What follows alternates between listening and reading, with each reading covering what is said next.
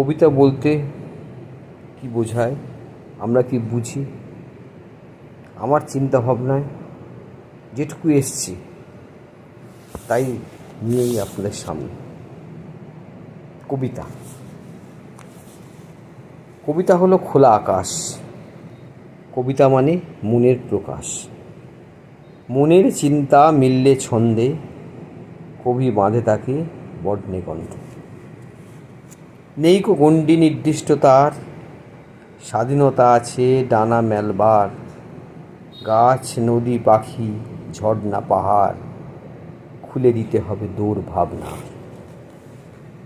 দেখলে সাদা মেঘের ভেলা কবির মনে লাগে দোলা।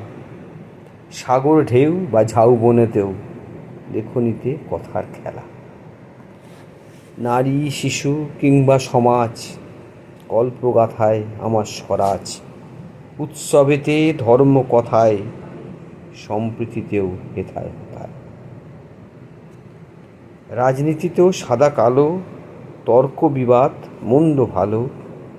হাতাহাতি মারামারি পরিস্থিতি করুণ তারি। প্রতিবাদের ভাষায় প্রকাশ কলম হয়ে তরবারি। ভালোবাসা মন্দ বাসা নয়তো বিরহ, হতে পারে সাহসী বা মামুলি নিরীহ। ঋতু হলো নানা প্রকার, বর্ষা বসন্ত। প্রেমের ভালোবাসায় চলে জীবন অনন্ত। ছন্দবদ্ধ মনির আলোয় সমাজ বারতা। তোমার আমার হাতেই ঘুরুক জীবন কবিতা। ধন্যবাদ।